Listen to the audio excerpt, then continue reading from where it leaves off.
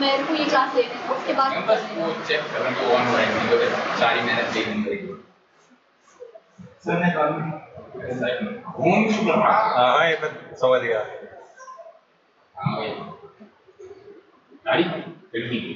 हाँ ठीक है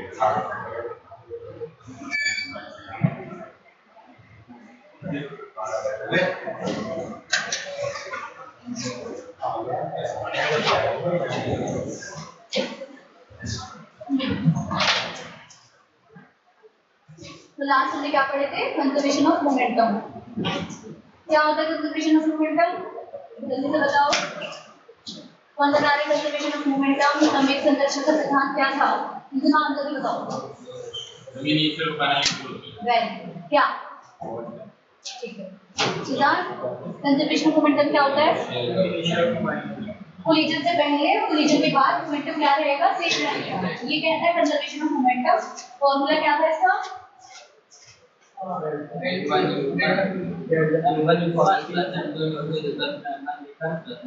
वेरी गुड। दिमाग बताओ जल्दी से। हमारे पहले सिद्धांत सुनाएंगे जल्दी से दिमाग। दोबारा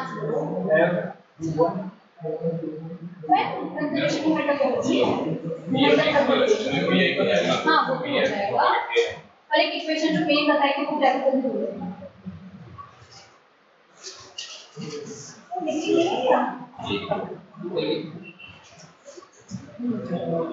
हाँ जैसा तुम सुनाओ कंजर्वेशन मोमेंटम।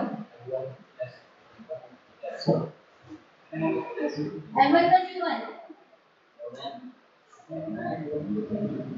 बोलो क्या है? इक्वेशन जल्दी बोलो। इक्वल्स टू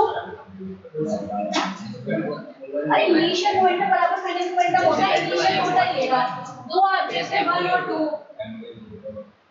अरे इतना क्या सोचना है भाई, ये हद है। मोमेंटम इनिशियल बराबर होता है मोमेंटम फाइनल। ये कहता है आपका कंजर्वेशन ऑफ मोमेंटम, समय संरक्षण का सिद्धांत। यानी कि PI इज इक्वल टू होगा PF, यानी कि इनिशियल हो गया m1u1 प्लस m2u2। मासेस थे ऑब्जेक्ट्स के m1 m2, इनिशियल वेलोसिटीज थी उनकी u1 u2। Initial momentum will be equals to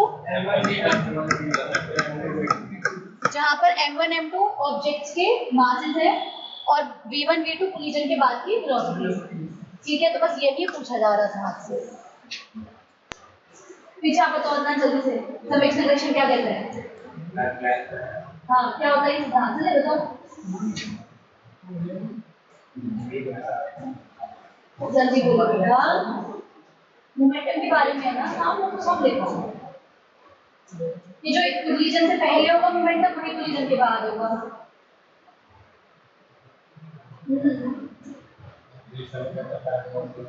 same है। फॉर्मूला बताओ, इक्वेशन बताओ इसकी। वेरी हाँ अदनान जल्दी से बताओ फिर से कंजर्वेशन ऑफ मोमेंटम क्या कहता है? अरे कुछ भी बताओ उसके बारे में। छोड़ो चलो आगे बढ़ो। इसके बाद है applications of law of conservation of linear momentum. इसमें देखो पहले एग्जांपल आपको दिया गया था, चेक करिए जो मैंने आपको शेयर किया है उसमें। Recoil velocity of a gun. हम क्या निकालने जा रहे हैं? Recoil velocity of a gun. जैसे कि आपकी ये गन है, इससे आपने बुलेट फायर किया, ठीक है। बुलेट का मास मान लीजिए m1, गन का मास जो रहा, जो भी आपकी कैसी गन है, इसका मास रहा m2, ठीक है। इनिशियली इसका जो वेलोसिटी रही होगी सिस्टम की, वो क्या रही होगी? 0, क्योंकि बुलेट भी रेस्ट पे है तो u1 बराबर 0 और गन भी रेस्ट पे है तो u2 बराबर 0। अब क्या हुआ? आपने बुलेट निकाली गन से, अब क्या हो गया? इसकी स्पीड v1 स्पीड से आगे गई बुलेट, जब पीछे को लगेगा तो आपकी गन v2 स्पीड से पीछे को हटी, है ना। तो ये इनकी बात की कंडीशन थी। तो अब हम यहाँ पे कोई लगाएंगे एनर्जी कंजर्वेशन, मोमेंटम कंजर्वेशन, यानी कि P इनिशियल बराबर P फाइनल। इनिशियल कितना हो जाएगा? m1u1 प्लस m2u2 बराबर फाइनल m1v1 प्लस ये जीरो हो जाएगा क्योंकि इनिशियल वेलोसिटी दोनों की जीरो थी क्योंकि सिस्टम रेस्ट पर था, है ना। तो this will be equals to m1v1 plus, तो अगर आपको ये निकालने के v2 कितनी स्पीड से आपका शोल्डर या गन पीछे हटे जब उसमें से गोली निकली, तो हम वो v2 निकाल लेंगे। तो v2 बराबर कितना हो जाएगा बच्चों, m1v1 अपॉन m2। बताइए ये होगा कि नहीं होगा। माइनस साइन ये खुद ही बता रहा है कि वेलोसिटी v1 क्या पॉजिटिव, बुलेट अगर आगे जा रही है तो गन पीछे हटेगी। समझ में आ गया कि नहीं ये वाली चीज? कुछ पूछना है तो बताओ। और इसको वैसे लिखना हो तो आपको याद करने के फॉर्म में लिखना हो तो v2 बराबर m1 अपॉन m2 यानी ratio of the masses into velocity of bullet, इससे निकाल सकते हैं।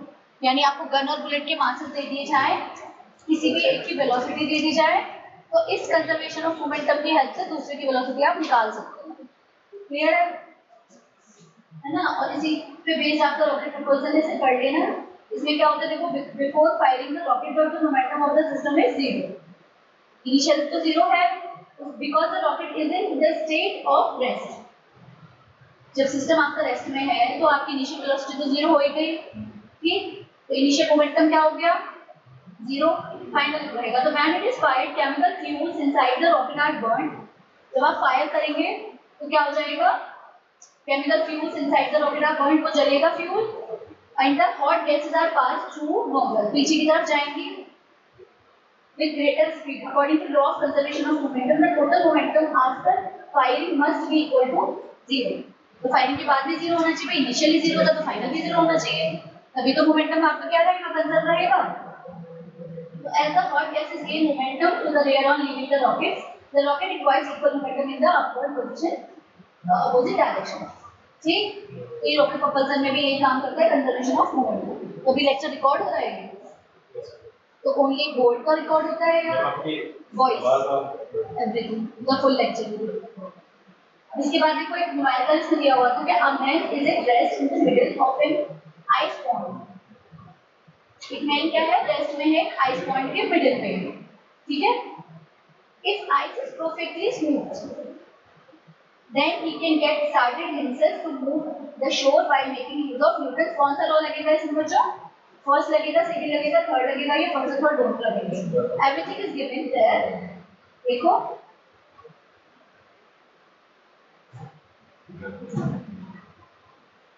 उसको मूव करना है ना, तो वही जैसे कल बताया था ना, वॉक करने के लिए आपको क्या चाहिए, एक्शन रिएक्शन चाहिए ना। By Newton's third law, because when he throws something opposite to the direction of the shore, then due to his action, he will get the reaction opposite to it. समझ रहे हैं? So which will help him to start moving toward the shore. तो फिर इस action reaction से क्या होगा? That one will be able to walk. ठीक है, अब next देखो equilibrium of a particle. अब हम next क्या explain करने जा रहे हैं, equilibrium of a particle.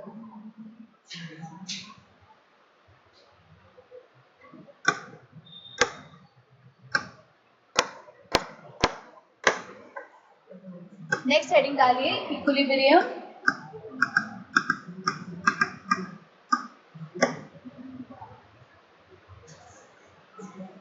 Of a particle. देखिए इक्विलिब्रियम का मतलब क्या होता है, साम्यावस्था। इक्विलिब्रियम का मतलब होता है साम्यावस्था। साम्यावस्था कब आती है कि जब बैलेंसिंग की सिचुएशन हो। तो किसी भी पार्टिकल पे अगर नेट फोर्स जीरो है तो वो उसकी क्या स्टेट कही जाएगी, इक्विलिब्रियम की स्टेट कही जाएगी। In mechanics a body is in equilibrium when it is at rest, है ना, और मूविंग विद कांस्टेंट वेलोसिटी, या फिर वो क्या कर रही है, कांस्टेंट वेलोसिटी से मूव कर रही है in an inertial frame of reference. Inertial frame of reference क्या थे, इनर्शियल फ्रेम ऑफ रेफरेंस क्या थे, जिनमें न्यूटन के लॉज होल्ड करते हैं या फॉलो करते हैं फ्रेम ऑफ रेफरेंस। ठीक है, यानी कि एक्सेलरेशन जीरो होता है, या तो कांस्टेंट वेलोसिटी से मूव कर रहे हैं तो कांस्टेंट से कर रहे हैं, या फिर रेस्ट में। ठीक है, जैसे कि हैंगिंग लैम्प हो गया, सस्पेंशन ब्रिज हो गया, aeroplane flying straight and level at the constant speed, तो सब इसके एग्जांपल्स हैं इक्विलिब्रियम सिचुएशंस के। So essential physics particle in Newton's first law. First law क्या कहता है कि when a particle is in rest or moving with a constant speed will continue its motion है ना, or will be in rest until and unless an external force is applied on it. तब तक उसका कोई बाहर ना लगा।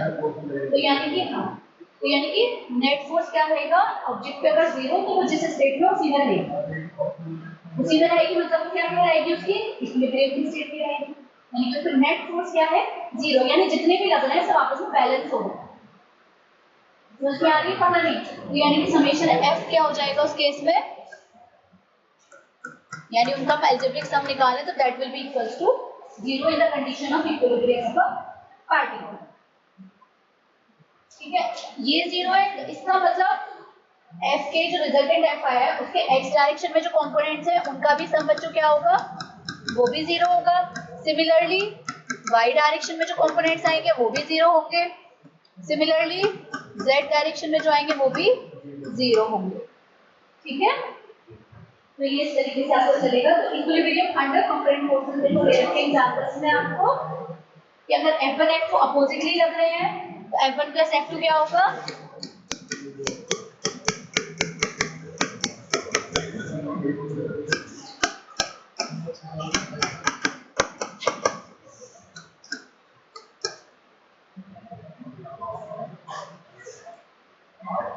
ठीक है। तो इसी तरीके से ये दो तीन फिगर्स में आपको दिखाया गया है। Next is various forces in nature. देखो कौन कौन से फोर्सेस हम देख रहे हैं अपनी डेली लाइफ में, weight of a body, friction, tension force, है ना। Before starting discussion of common problems in mechanics we must describe the property of various forces. सबसे पहले हम देख रहे हैं बच्चों वेट।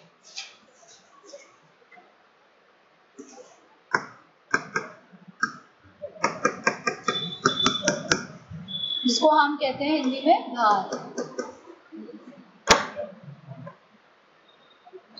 वेट बेटा जिस फोर्स से अर्थ आपको अपनी तरफ खींच रही है, ये बराबर होता है mg के। देखो वेट की वैल्यू अलग अलग प्लैनेट्स पे अलग अलग होती है, क्योंकि अलग अलग प्लैनेट्स के g की वैल्यू अलग होती है, इसलिए भार अलग अलग फील होता है। ठीक है, but mass remain same everywhere. ठीक है, मास क्या रहता है, वो सेम रहता है। तो मास तो कांस्टेंट रहता है लेकिन वेट चेंज होता है depending upon the value of the G. तो एक फोर्स क्या होगा, ये भी एक फोर्स ही है, भार जो है आपका वेट। तो वेट क्या है, weight is the gravitational force which the earth pulls an object. ठीक है, the weight of an object is mg where g is acceleration due to gravity. The weight of a body is a force acting on the body towards the center of earth. ठीक है, जैसे कि ये object है m मास का और ये आपकी अर्थ है, इसका यहाँ कहीं सेंटर है, तो इस पे mg नीचे की तरफ एक्ट करेगा। ठीक है, तो ये क्या है, ऑन बॉडी ऑब्जेक्ट पे लगेगा, ये किसकी वजह से, बाय अर्थ। इस बल से अर्थ ऑब्जेक्ट को अपनी तरफ खींच रही है। ठीक है, अब एक्शन है तो रिएक्शन है, इतना ही क्या होगा, ऑब्जेक्ट क्या करेगा, अर्थ पर लगेगा। ठीक है, अब देखो according to Newton third law the body applies an equal and opposite force on the earth. Figure shows, ये इस तरीके से हम दिखा सकते हैं।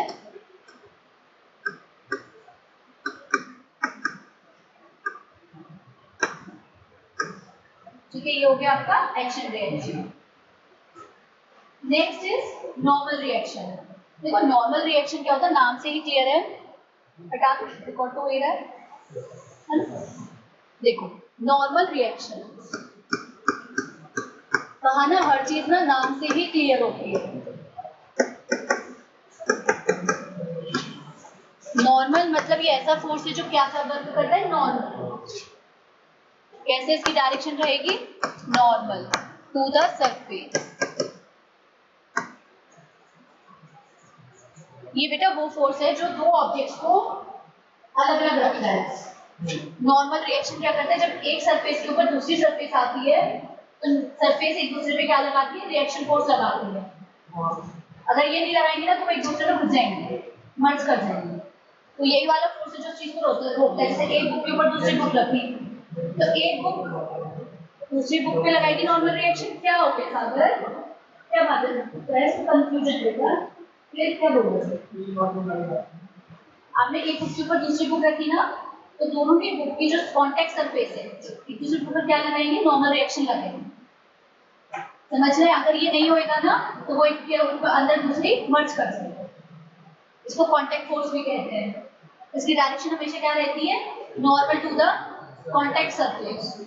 हमेशा सरफेस की नॉर्मल रहेगी, परपेंडिकुलर रहेगी, आउटवर्ड रहेगी, ठीक है। तो देखो normal reaction is a force between two surfaces in contact. कोई भी दो सरफेस किसमें आ रही है, कांटेक्ट में आ रही है, तो उनके बीच में क्या लगेगा बच्चों, नॉर्मल रिएक्शन फोर्स लगेगा। This force is normal, यानी perpendicular to the surface in contact. ठीक है, जो surfaces कैसी कांटेक्ट में उनके perpendicular लगता है। This force develops when a surface comes in contact with another surfaces. दूसरी surface से कांटेक्ट में आता है ना, ये force तब डेवलप होता है। Such forces which develop on contact are called contact forces. जैसे कि जो forces develop होते हैं किस चीज से, कांटेक्ट की वजह से, हम contact forces कहते हैं। Normal reaction occurs to stop two bodies in contact to merge into each other.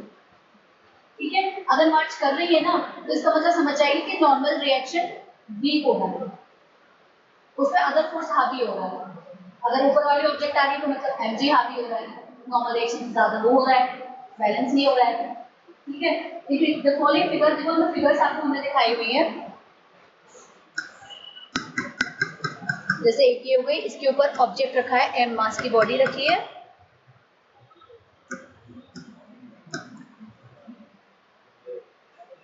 ठीक। तो ये क्या हो रहा है, इस पे देखो,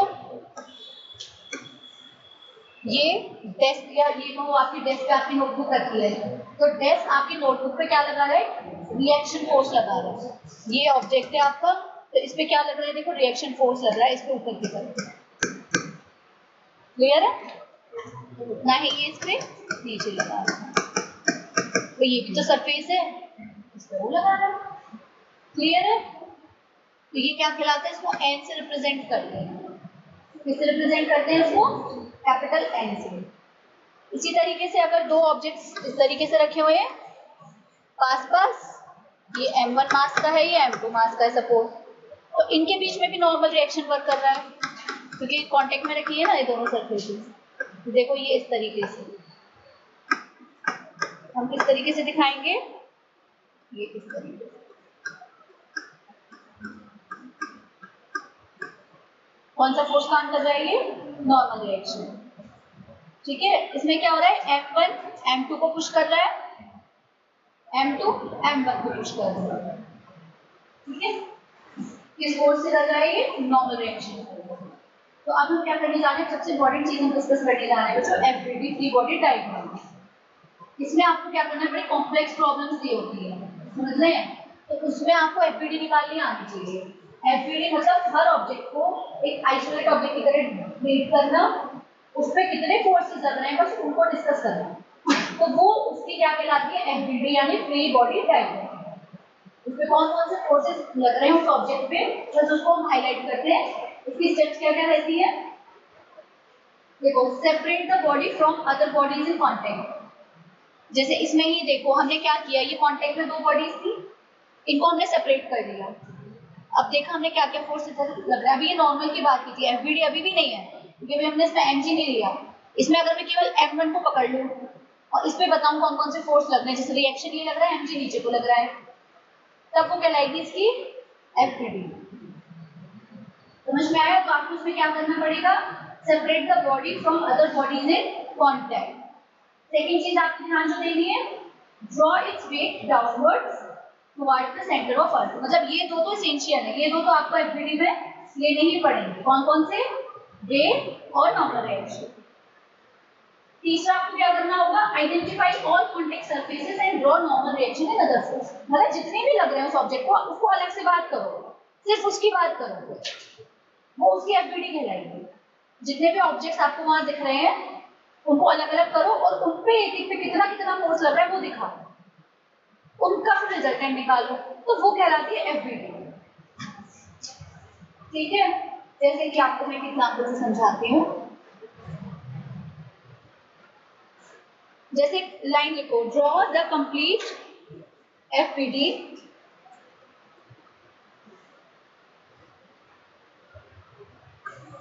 draw the complete free body diagram लिख लीजिए ऑफ अ ब्लॉक। ये भी सबसे बेसिक से बताते हैं आपको, देखो एग्जांपल से।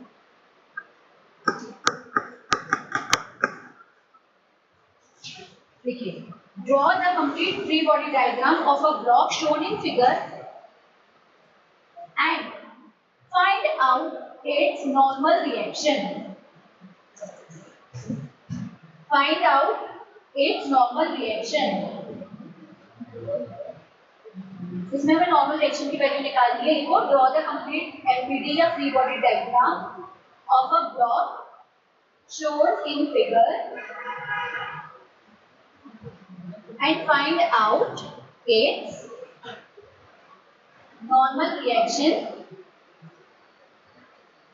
following all 4 steps। जैसे ये दे रखा है आपको, है ना, इसकी एफबीडी आपको बनानी है, 4 स्टेप में बनाने को उसने कहा है। तो बच्चों देखो, सबसे पहले हम क्या करेंगे, इसको अलग करेंगे। सबसे पहला काम हम क्या करेंगे, जिसकी बात करी है उसको सेपरेट करो, अलग करो। ये रहे, ये हमने इसको अलग कर दिया। This will be your step 1। पहला काम हमने ये किया, इसको अलग किया। अब सेकंड स्टेप में क्या करेंगे, देखो सेकंड स्टेप विल बी, हाँ जी, दूसरा भी हमने क्या बोला था, कौन सा जरूर दिखाना होता है, मास। मास ने कौन सा फोर्स दिखाना है, एक वेट। हाँ, अब इसमें सेकंड स्टेप में हम क्या करेंगे, mg दिखाएंगे। ये हो गई आपकी स्टेप 2। ठीक, इसी तरीके से स्टेप 3 में अब हम क्या करेंगे, हाँ, अब हम इसमें क्या दिखाएंगे, अब नॉर्मल रिएक्शन दिखाएंगे। एक ही करके फोर्सेस दिखाते जा रहे हैं ना। अब इसमें आप क्या करेंगे, नेक्स्ट स्टेप में, ये m मास का ऑब्जेक्ट है, ये सरफेस है। अभी हमने एक फोर्स दिखाया था कि mg डाउनवर्ड काम कर रहा है, अब नॉर्मल रिएक्शन काम कर रही है, वो दिखाएंगे। देखो इस तरीके से कर रही है ना। इन दोनों की अभी हम नहीं दिखाते हैं, क्योंकि अभी हमें किसकी बात करनी है, सिर्फ ब्लॉक जिसकी मैं बात करनी है उसकी बात करनी। दिखा भी दे तो कोई दिक्कत भी नहीं है, समझ तो आप लोगे। ये नॉर्मल रिएक्शन काम कर रही है ना, इसकी सरफेस इस पर, इसकी। तो अभी हम इसकी बात कर रहे हैं, तो इस पे एक फोर्स mg नीचे लग रहा है और एक n ऊपर को लग रहा है। ठीक है, अब क्या करेंगे, फोर्थ स्टेप में अब आप क्या कर लो, ये तो आपने बता लिया कि क्या क्या फोर्सेस काम कर रहे थे। स्टेप 4 में बच्चों हम क्या करेंगे, आइसोलेट करेंगे अपने सिस्टम को। जैसे कि हमारा ये वाला है ना, इसकी बात करेंगे केवल। अब इससे हमें कोई मतलब नहीं। अब इसमें रिजल्टेंट निकालो, तो देखो एक फोर्स तो ये लग रहा है n और एक लग रहा है mg नीचे। इन्हीं का जो रिजल्टेंट होगा ना, वही आपको क्या देगा, F बराबर ma देगा। समझ रहे हो, लिफ्ट में यही बहुत काम आता है, नॉर्मल रिएक्शन निकालना। उसी की वजह से आपको अपने आप को आप हल्का, भारी, वेटलेस महसूस करते हो, क्योंकि नॉर्मल रिएक्शन की जो वैल्यूज निकल के आती है ना, उसके बेसिस पे आप बता पाते हो। वो भी सिखा देंगे। अभी ये समझिए, अब फोर्थ स्टेप में क्या कर रहे हैं, मतलब ये स्टेप 3+4 है, ये मान लो, क्योंकि इसमें हमने इसको अलग कर लिया। अब कैलकुलेशन है, बस अपने फोर्स फाइंड आउट कर लिए, कितने लग रहे हैं, 2, एक n और एक mg। तो अब क्या होगा, रिजल्टेंट निकालेंगे, क्योंकि दोनों ही फोर्सेस आपको क्या दिख रहे हैं, इनकी डायरेक्शन क्या है, फोर्सेस है, तो क्या है ये फोर्सेस, क्या है, इट्स अ वेक्टर क्वांटिटी, तो वेक्टर सम होगा इनका। जब भी सम निकालोगे नेट फोर्स निकालने के लिए, और वो हमें आंखों से दिख रहा है कि क्या है, ये क्लियरली विजिबल है ये चीज, ये ऑपोजिट है, तो सीधे सीधे माइनस करके आ जाएगा, ज्यादा वेक्टर लॉक कर लगाने की जरूरत ही नहीं है। तो इनका जो रिजल्टेंट होगा ना, that will be equal to net f। तो रिजल्टेंट क्या होगा, n minus mg, this will be equal to ma। ma तो कोई है नहीं ऑब्जेक्ट, तो कहीं मूव करनी है ना, तो इस केस में आपका n बराबर क्या हो जाएगा, नॉर्मल रिएक्शन यहाँ पे किसके बराबर आ गई, mg के बराबर। तो ये निकलवाया जाता है, नॉर्मल रिएक्शन की वैल्यू निकालिए इस इक्वेशन में या इस फिगर में। क्लियर है। अब थोड़ा कॉम्प्लिकेटेड कर देते हैं इस क्वेश्चन को। इसके ऊपर में एक और ऑब्जेक्ट रख देंगे m1 मास का। पहले इसको समझिए, ये समझ में आ गया? बहुत आसान से दिया था, ये सबसे बेसिक दिया था कि एक ब्लॉक रखा है सरफेस पर m मास का, पहले स्टेप में हमने क्या करा, उसको सरफेस से अलग किया पहले, फिर उस पर बेटा कौन सा फोर्स लग रहा है, वेट, उसको दिखाया, उसके बाद नॉर्मल रिएक्शन को दिखाया, उसके बाद उसको हमने बाउंड्री से बॉर्डर से अलग हाईलाइट कर दिया, फिर सिर्फ उसके बारे में बात करी, उस पर जो नेट फोर्स लग रहे हैं उनका एल्जेब्रिक सम निकाला और उसको इक्वल टू ma के रखी, क्योंकि ma का एक्सेलरेशन तो है नहीं, बॉडी मूव तो कर नहीं रही है, भाई लिफ्ट तो आपकी चलती है, उसमें तो एक्सेलरेशन का रोल आएगा, एक्सेलरेटेड है वो, लेकिन यहाँ तो एक्सेलरेशन है नहीं, तो इसलिए ma होना चाहिए था ना, नेट F बराबर m सेकंड ऑफ मोशन से, तो वो जीरो हो गया यहाँ पे, तो उसको हमने इक्वेशन को मतलब पूरी इक्वेशन लगा दी एल्जेब्रिक सीधे तरीके से, सबका रिजल्टेंट एल्जेब्रिक सम निकालते हैं फोर्सेस का, उनको इक्वल्स टू F नेट के कर देते हैं, तो वो ma हो गया, अब यहाँ पर ma है नहीं तो वो जीरो हो गया, इसलिए n माइनस n बराबर जीरो, तो जो नॉर्मल रिएक्शन निकल के आया कि इस टाइम पे ये जो ब्लॉक है कितना रिएक्शन फील कर रहा है, एम्प्टी कर रहा है, अपने भार के बराबर कर रहा है, समझ में आ गया? तो देखो कहानी इसकी क्या है, नेक्स्ट देखो, नेक्स्ट अब हम क्या करेंगे, टू ब्लॉक ले लेंगे अब हम, तब आपके लिए लिखो, अब two block system is shown in figure, अब दो के लिए निकालना, अब सब अपने आप में कोशिश करेंगे, अब हम क्या करेंगे, अभी तो हमने एक ब्लॉक लिया था, अब हम दो ब्लॉक लेंगे, अब हम इनके लिए निकालेंगे, हेलो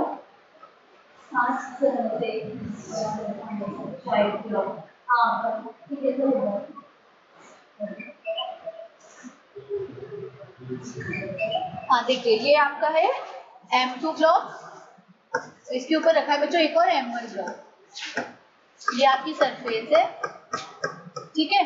अभी आपसे कह रहे हैं two block system is shown in figure, we shall draw complete FBD, इसमें आपको क्या निकालना है, find normal reaction, find normal reaction find normal reaction between M1 and M2, find normal reaction between M1 and M2 and between M2 and ground, M2 and ground, भाई देखो contact surfaces दो आ रही है ना यहाँ पे, एक M1 M2 के बीच में आ रही है, एक M2 और इसके बीच में ग्राउंड के बीच में आ रही है ना सर, तो यहाँ पे नॉर्मल रिएक्शन तो हो जाएंगे ना, तो वो दोनों आपसे पूछे गए, आप निकाल के बताइए, सब फटाफट से निकाल के बताओ,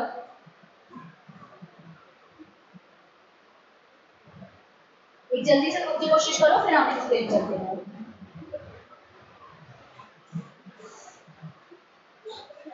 बिल्कुल जैसा भी स्टेप सिखाए थे ना, बिल्कुल वैसे करो। पहले स्टेप में क्या करते हैं, कॉन्टेक्ट हटा के दूर दूर करके देखते हैं, पहले स्टेप में वही करेंगे। दूसरे स्टेप में वेट दिखाओ, वेट की डायरेक्शन दिखाइए। थर्ड स्टेप में क्या करते हैं, नॉर्मल रिएक्शन दिखाते हैं और उनको बॉर्डर में कर देते हैं। समझ में आया?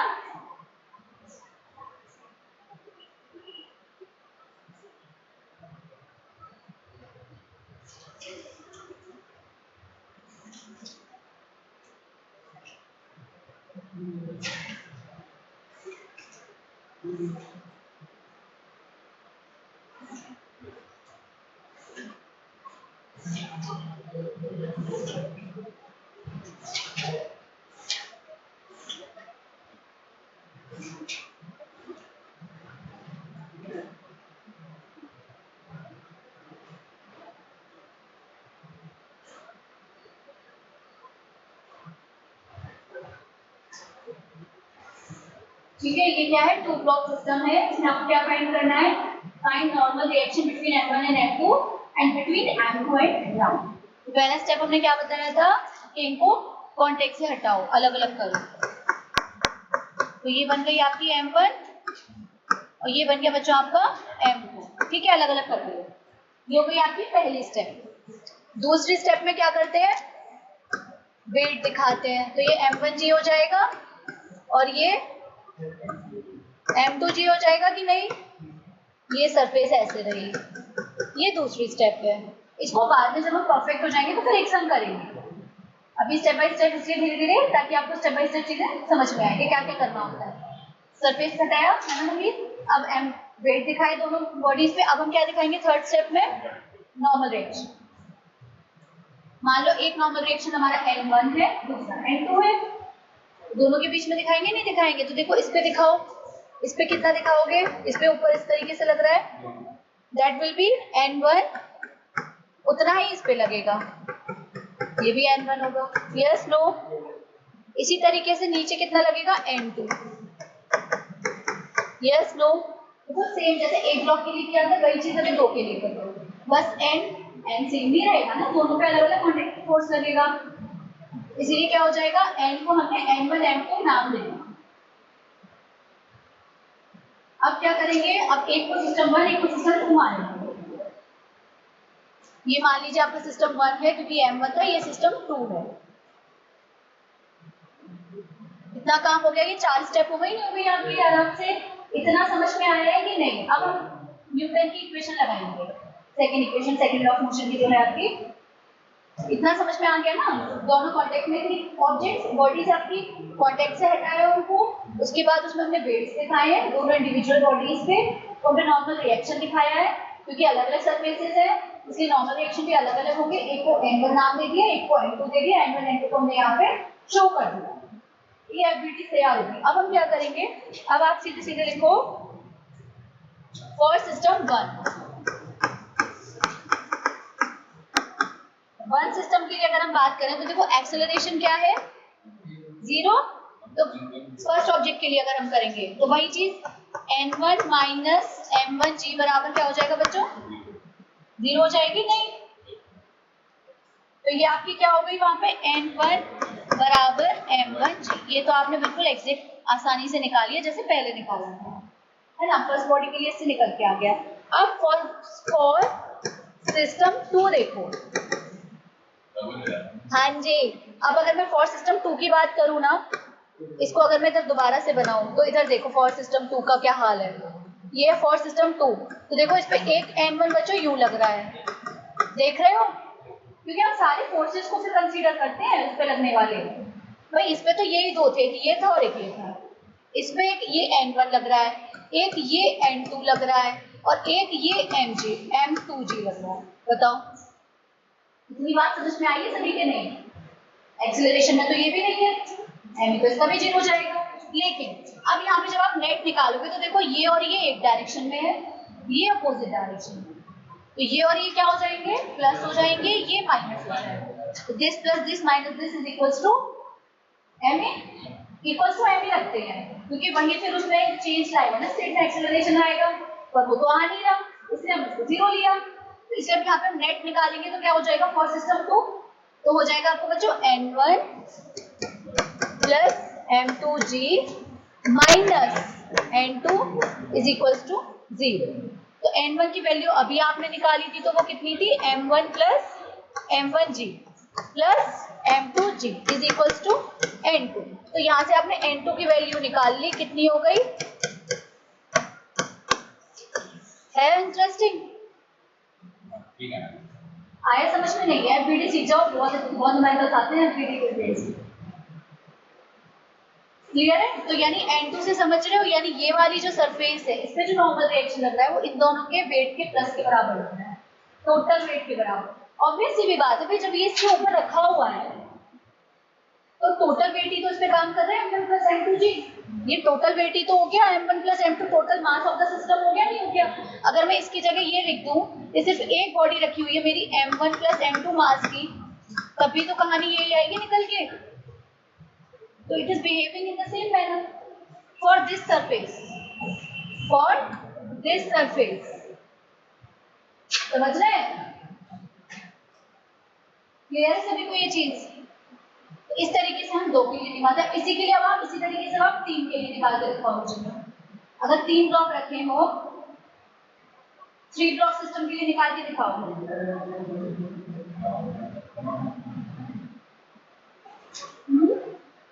ये नोट हो गया सभी का? समझ में आ गया सभी को? कर रहे हो? रज़ा समझ में आ गया बेटा? तो अभी एक और भी तो बीच में निकालना पड़ेगा।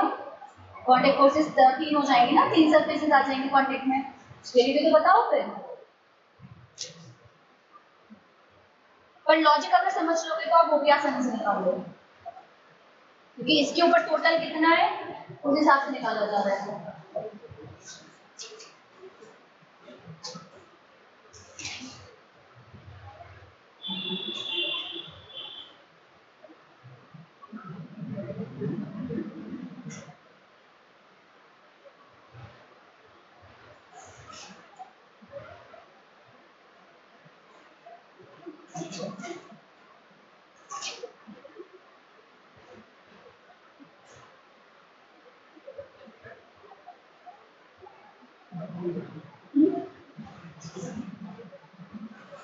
इसी तरीके से अब देखो 3 बॉडीज का सिस्टम, तब आप निकालिए।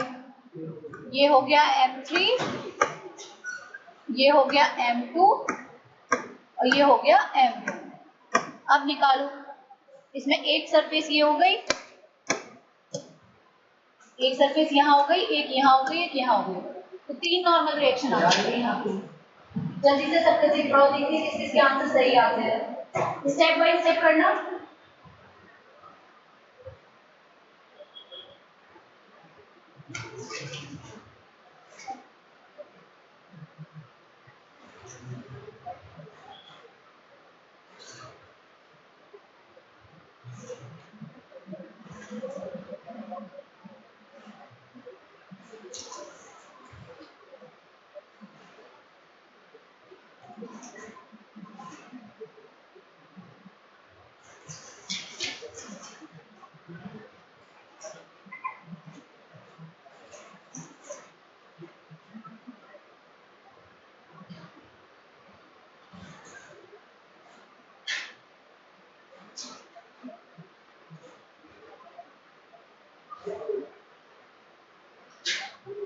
तो वो क्या करेंगे, इनको अलग अलग बना देंगे। सबसे पहले सेपरेट करेंगे तीनों को,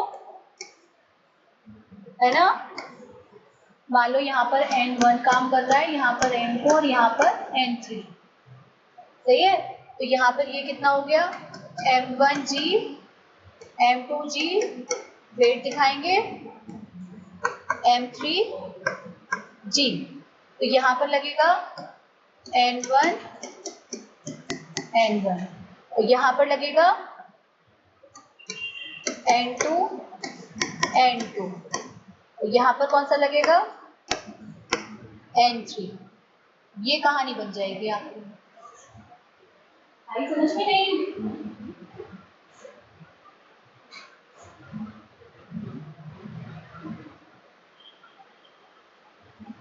वही सेम, ए तो 0 रहेगा ही सिस्टम का, एक्सेलरेशन तो क्या रहेगा 0 रहेगा। पहले सिस्टम के लिए देखिए, तो N1 minus M1G is equals to 0, तो N1 बराबर M1G। पहला नॉर्मल रिएक्शन आपने निकाल लिया सफलतापूर्वक। दूसरे की अगर हम बात करें तो यहाँ पर आपका क्या हो जाएगा, N1 plus M2G minus N2 equals to 0, यानी कि है बेटा, तो ये हो जाएगा आपका N1 की जगह हम क्या लिख देंगे, M1G प्लस M2G बराबर N2।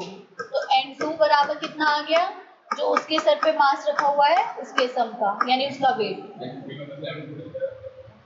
अब लॉजिक का समझो, तो मतलब जो सर पे है उनको जोड़ दो, उसके बराबर का रिएक्शन लगेगा उसके ऊपर। तो ये N3 अगर हम यहाँ निकालेंगे तो N2 plus M3G minus N3 बराबर 0।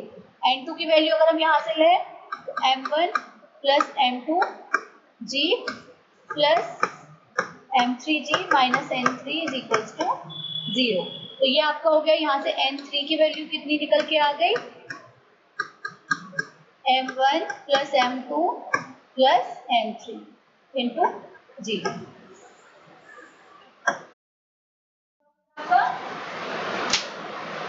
नॉर्मल रिएक्शन निकालिए आपने प्रोसेस से। अब समझ में आ गया।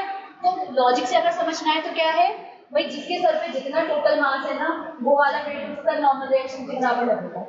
इसके सर पे बात करें तो केवल m1 था, m1 मास था ना, इसलिए m1 की वैल्यू क्या आई थी m1g। क्लियर है?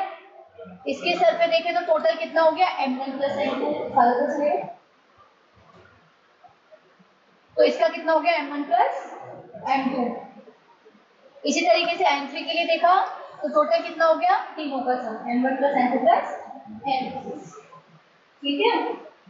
अब इस तरीके से अब जो ना पास वालों के लिए दिखाते हैं, ये वाला समझ में आ गया, एक के ऊपर एक रखा है तो नॉर्मल रिएक्शन किस हिसाब से होगा। अब देखो जो पास ब्लॉक्स रखे हो उनके लिए लिखो 2 blocks of masses, 2 blocks of masses, ये रब कर दो, डिलीट कर दो।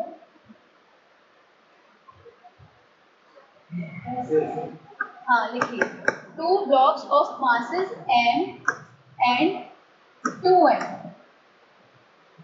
are placed in contact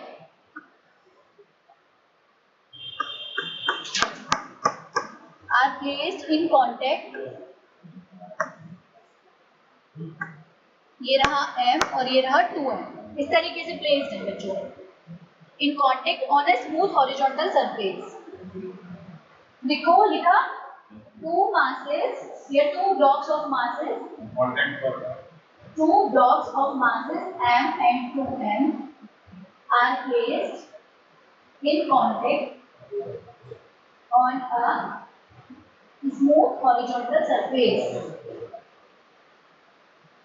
as shown in figure.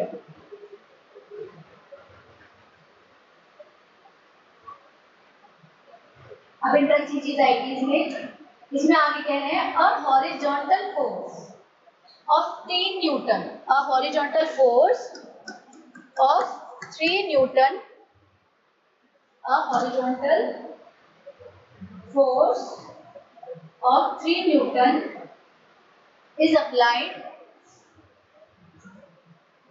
ये मान लीजिए इसको हमने ए ब्लॉक नाम दे दिया और इसको बी।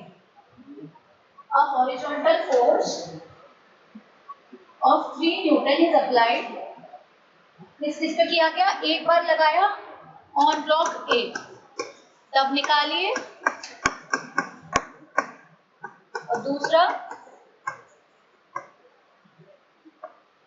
ऑन ब्लॉक बी तब निकालिए। मतलब ये 3 न्यूटन का फोर्स ऐसे लगाया गया, तब निकालिए contact force between the surfaces of the both the block A and B, एक तब निकालो और एक जब ऐसे लगाया तब निकालो। इंटरेस्टिंग न्यूमेरिकल है, जैसा भी सिखाया वैसे करके करिए, अलग अलग करेंगे, एफबीडी बनाएंगे और फिर फॉर्मूला लगा देंगे।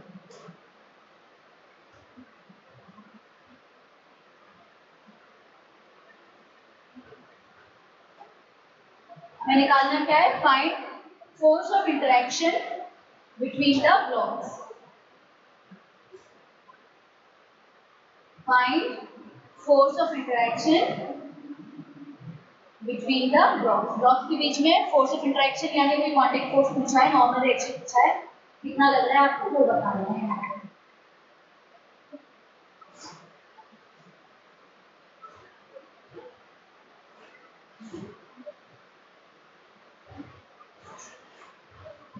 देखो अगर हम सबसे पहले फर्स्ट के लिए करें ना, फर्स्ट पार्ट के लिए,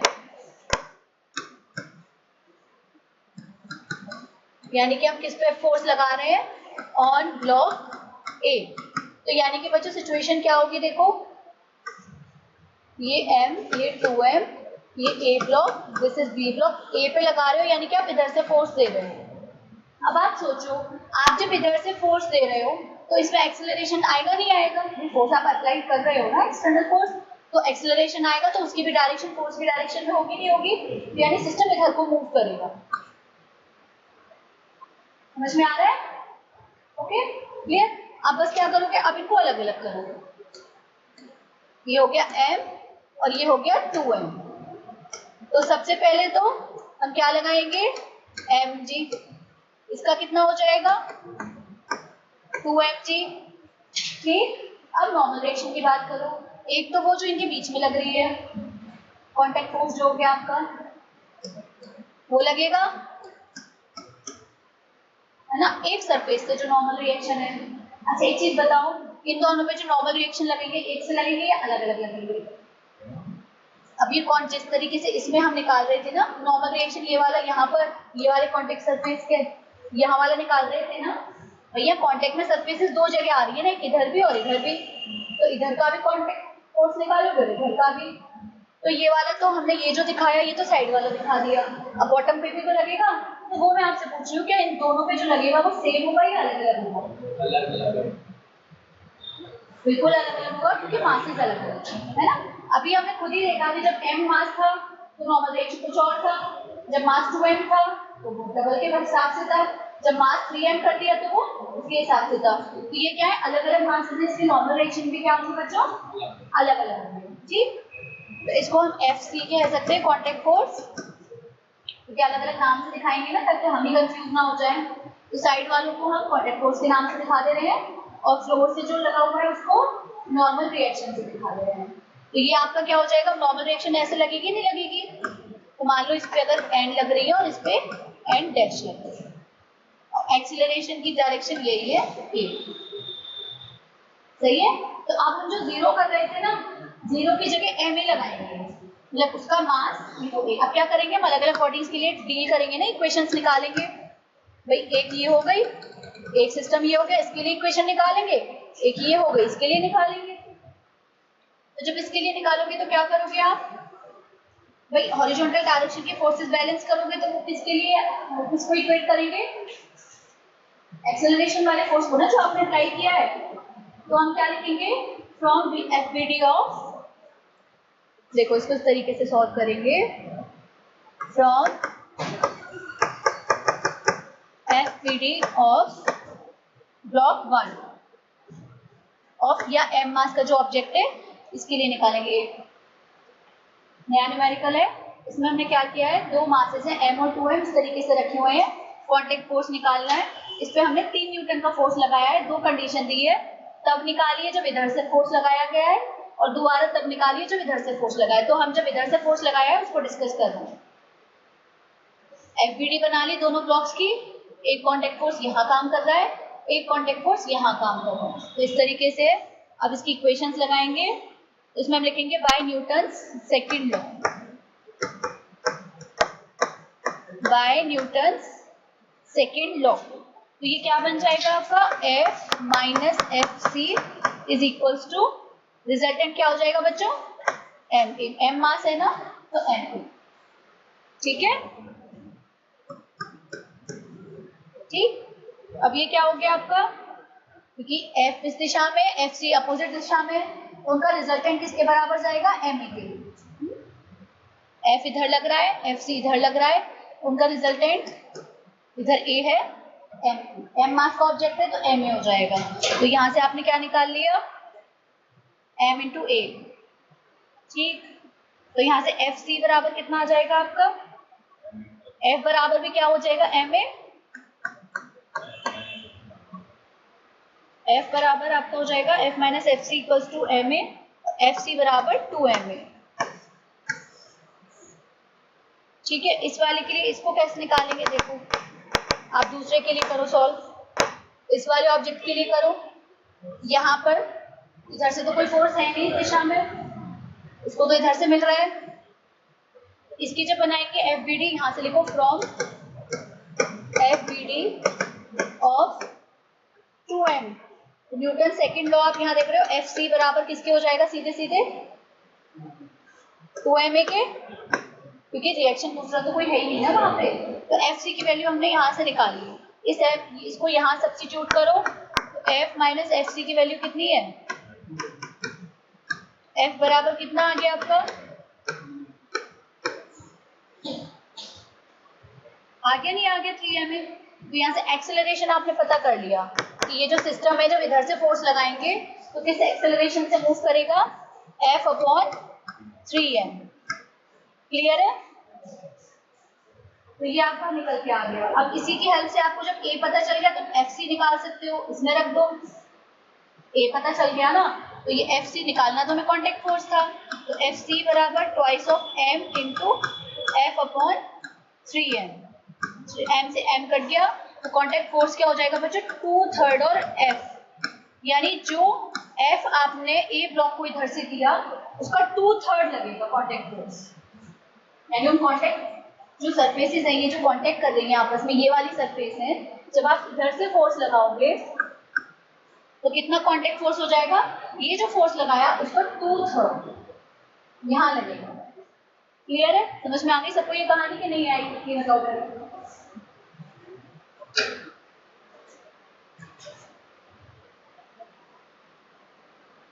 इसी तरीके से सेकंड बी पे लगाया, तब निकाल के दिखाइए मुझे क्या आंसर आता है। F की वैल्यू 3 न्यूटन है तो वो भी रख सकते हैं, 3 से 3 कट जाएगा तो 2 न्यूटन का आ जाएगा। मतलब अगर 3 न्यूटन का फोर्स लगाए हैं तो 2 न्यूटन का कांटेक्ट फोर्स लग रहा है। हाँ, अब सेकंड कंडीशन के लिए निकालो। फर्स्ट के लिए मैंने दिखा दिया आपको करके, सेकंड के लिए आप करके दिखाओ। कर पाते हो कि नहीं? बस इसी बिल्कुल इसी तरीके से करना है। अलग अलग करेंगे, एफबीडी बनाएंगे, कितने कितने फोर्सेस किस किस ऑब्जेक्ट पे लग रहे हैं वो दिखाएंगे, डायरेक्शन ऑफ एक्सेलरेशन क्या होगी वो दिखाएंगे, फिर उसमें सेकंड ऑफ मोशन लगा के इक्वेशन को क्या करेंगे बच्चों? बैलेंस करेंगे और उसकी हेल्प से हम क्या कर लेंगे? आंसर निकालेंगे। हाँ बेटा, ये वाली लेक्चर की करें।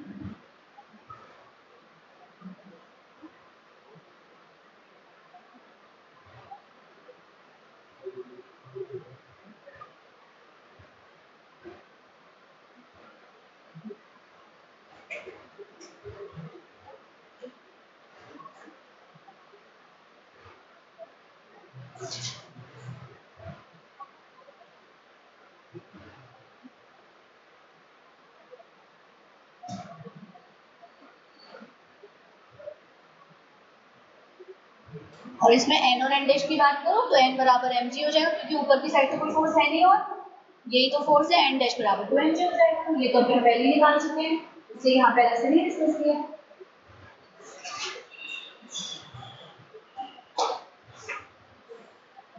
ये हॉरिजॉन्टल फोर्स इक्वेट किए, वर्टिकल करोगे तो यहाँ पे क्या हो जाएगा? n बराबर mg जब वर्टिकल को इक्वेट करेंगे, और यहाँ पे n डैश बराबर 2mg।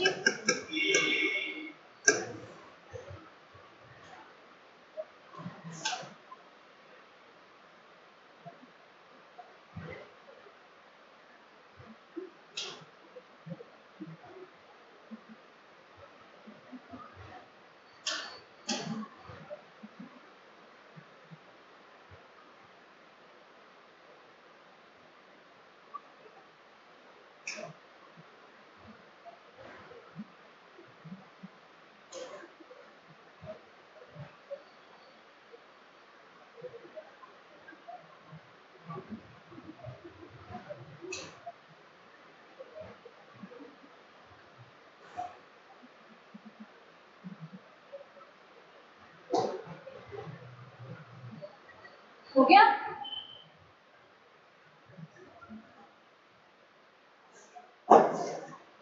निकालो फटाफट से।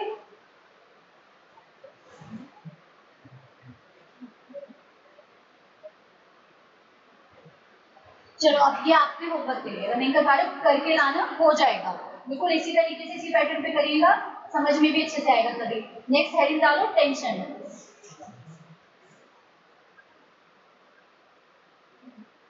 नेक्स्ट हेडिंग डालिए टेंशन। हिंदी में जिसे कहते हैं तनाव। ये भी क्या होता है? एक फोर्स होता है। देखिए, it is the pulling force, it is the pulling force, it is the pulling force exerted, it is the pulling force exerted by a string. It is the pulling force exerted by a string. S-T-R-A-N-G. रस्सी, डोरी, तार होती है। It is the pulling force exerted by a string along the length of the string. Along the length of the string. Along the length of the string. on the objects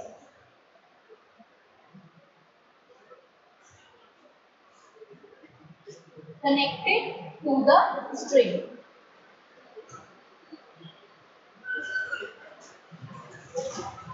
क्या होता है ये? It is the pulling force exerted by a string along the length of the string on the objects connected to the string. देखो जैसे ये fixed support है, यहाँ से आपने कोई तार या रस्सी लेके ये उससे ड्रॉप बंधा हुआ है बच्चों एम मास का, ठीक है? तो इस पे क्या हो जाएगा?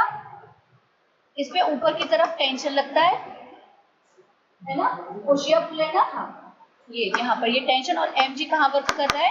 नीचे की तरफ। तो इसकी अगर एफबीडी बनाओगे तो आप किस तरीके से दिखाओगे कि इस पे एक फोर्स ऊपर की तरफ काम कर रहा है जिसे टी कहते हैं, और एम जी नीचे की तरफ काम कर रहा है। ये किसके द्वारा लग रहा है? स्ट्रिंग के द्वारा लग रहा है टेंशन फोर्स, और ये अर्थ के द्वारा लग रहा है।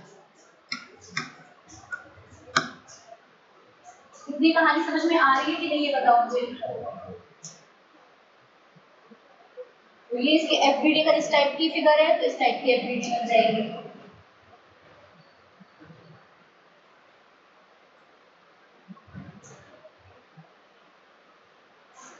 इसमें हम क्या लेते हैं? स्ट्रिंग मासलेस लेते हैं। मासलेस है तभी टेंशन ना हर जगह सेम आना जाएगा। अगर ये मासलेस नहीं होगी ना स्ट्रिंग, तो टेंशन अलग अलग पॉइंट्स पे अलग अलग होगा। टेंशन मतलब तनाव, जो खिंचाव जिसे कहते हैं। खिंचाव ही तो है भाई, ये क्या कर रही है? इसको नीचे धकेल रही है, ये ऊपर खींच रही है, तो टेंशन क्या है? तनाव ही तो है। ये ना होता तो ये ऊपर ही चली जाती ना, अपने वेट की वजह से तो नीचे खिंच खिंच के आ रही है। रस्सी पे आप जितना वेट जैसे जैसे बढ़ाते जाओगे उसकी लंबाई, खिंचाव बढ़ता चला जाएगा ना, उतना ही ऊपर टेंशन बढ़ता चला जाएगा। जैसे ही वेट टेंशन से ज्यादा हो जाएगा वो नीचे चली जाएगी टूट के। समझ में आ रहा है कंसेप्ट? सब फोर्सेस की वजह से ये सारी चीजें जो भी हो रही है, जहाँ फोर्स जीतता है तो उसी के डायरेक्शन में, उसी की साइड वो काम होने लगता है, ठीक है? तो यहाँ पर हमने क्या किया है? ये एम मास का ब्लॉक है, ऊपर रिजिड सपोर्ट से लटका हुआ है, मासलेस स्ट्रिंग ले रहे हैं, यानी कि हर जगह टेंशन क्या रहेगा इस स्ट्रिंग में? सेम रहेगा। एफबीडी बनाएंगे तो टोटल फोर्स कौन कौन से लग रहे हैं? Tension upward and weight downward, ठीक है? इसी तरीके से आप दो तरीके से इसको, एक और सिचुएशन होती है, दूसरी क्या कंडीशन हो रही है? देखो इस तरीके से ये सरफेस है, इस पे दो ऑब्जेक्ट्स रखे हुए हैं M1 और M2। तो ये किससे बंधे हुए हैं? सपोज करिए ये स्ट्रिंग से ही बंधे हैं। तो ये क्या लगेगा इस पे? तो इसके लिए ये, इसके लिए ये, क्या बीच में टेंशन तो लग रहा है ना, इसमें हमने क्या कर रहे हैं? यहाँ पे हम एक एक्सटर्नल पुल कर रहे हैं, इधर से इसको खींच रहे हैं, तो उस पर टेंशन आ जाएगा नहीं आ जाएगा जब इधर से खींचेंगे? तो देखो इनकी एफबीडी आप अगर बनाओगे तो ये M1 मास का ऑब्जेक्ट है, ये M2। सबसे पहले इनको अलग अलग करते हैं एफबीडी बनाने के लिए, हम वही करेंगे। mg सबसे नीचे दिखा दो, बिल्कुल सबसे पहले तो mg दिखा दो आराम से, M1g, और एक नॉर्मल रिएक्शन दिखा दो, वो आप आराम से दिखा सकते हो, n और n डैश दिखा दो, ठीक है? ये हो जाएगी। यहाँ ना दिखाओ, इस n को कभी कभी ऐसे ऊपर भी दिखा देते हैं, एक ही बात है। यही है जो ऐसे लग रहा है यहाँ से यहाँ, ठीक है? इसको हम ये भी कह सकते हैं कि ये n है, एक ही बात है, क्लियर है? अब बचा कौन? टेंशन को। तो टेंशन देखो इस पे इधर की तरफ लग रहा है, और इस पे, क्योंकि ये उधर खींच रहा है ना और ये इधर खींच रहा है, तो टेंशन इस डायरेक्शन में तो रहेंगे। तो ये टेंशन फोर्स भी आपने कर दिया। इस तरीके से हमने क्या बना दिया बच्चों? एफबीडी बना दिया है। अब आगे का कर डिस्कस मैं आपको दे देती हूँ दो होमवर्क के लिए। एक अभी जो पिछला न्यूमेरिकल दिया था वो होमवर्क के लिए हो गया, इसको नोट करना है, क्या करना है जल्दी करो इसको, हो रहा है? ठीक है। नेक्स्ट न्यूमेरिकल देखिए। नेक्स्ट न्यूमेरिकल आपके लिए ये है, इस टाइप की फिगर है, एम मास का ऑब्जेक्ट है। आपको क्या करना है? टेंशन फोर्स निकालना है, टी की वैल्यू निकालनी है।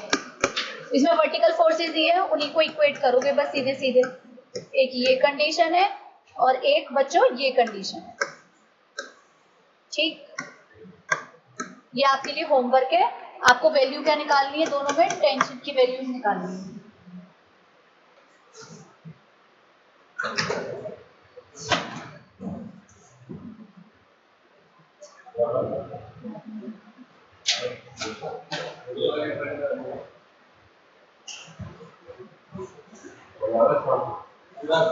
ग्राफ